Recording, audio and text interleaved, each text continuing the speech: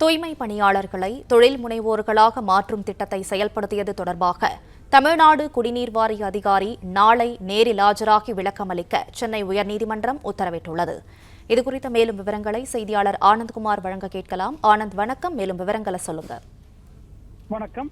தூய்மை பணியாளர்களுக்கு அதிகாரம் வழங்கவும் வகையில் அவர்களை தொழில் முனைவோர்களாக மாற்றுவதற்கான அண்ணல் அம்பேத்கர் தொழில் முன்னோடி திட்டத்தை தமிழ்நாடு அரசு அறிவித்தது. அதேபோல் தூய்மை பணியாளர்களுக்கு 50% மானியத்துடன் நவீன கழிவு நீர் அகற்றல் ஊர்திகளையும் உபகரணங்களையும் வழங்கும் மத்திய அரசின் நமஸ்தே திட்டம் அறிவிக்கப்பட்டது. இந்த திட்டங்களை செயல்படுத்துவதில் நடைமுறை முறைகேடுகள் நடைபெற்றதாக குற்றம் சாட்டி சவுக்கு சங்கர் சென்னை உயர்நீதிமன்றத்தில் மனு தாக்கல் செய்தார்.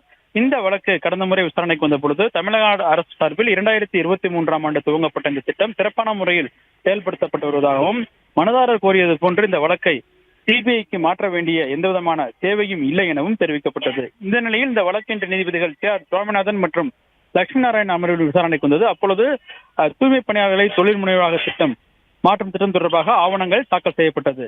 பின்னர் இந்த வழக்கில் தலித் வர்த்தக மற்றும் தொழில் சபை உள்ளிட்ட அமைப்புகளை எதிர்மனாக சேர்க்க உத்தரவிட்ட நீதிபதிகள் அவர்கள் பதிலளிக்கவும் உத்தரவிட்டனர். மேலும் நாளை இந்த வழக்கின் விசாரணை தள்ளி வைப்பதாகவும் அப்போது தூய்மை பணியாளர்கள் தொழில் முனைவராக மாற்றும் திட்டத்தை செயல்படுத்துவது தொடர்பாக தமிழ்நாடு குடிநீர் வழங்கல் மற்றும் கழிவுநீர் அகற்றல் வாரியத்தை அதிகாரிகள் நேரில் ஆஜராகி விளக்கம் அளிக்கவும் நீதிபதிகள் உத்தரவிட்டு விசாரணையை நாளைக்கு தள்ளி வைத்துள்ளனர்.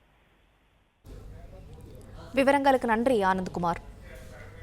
பிளே ஸ்டோர் மற்றும் ஆப் ஸ்டோரில் இருந்து பாலிமர் செயலியை QR கோடு மூலம் பதிவிறக்கம் செய்யுங்கள். செய்திகளை உடனுக்குடன் பெறுங்கள்.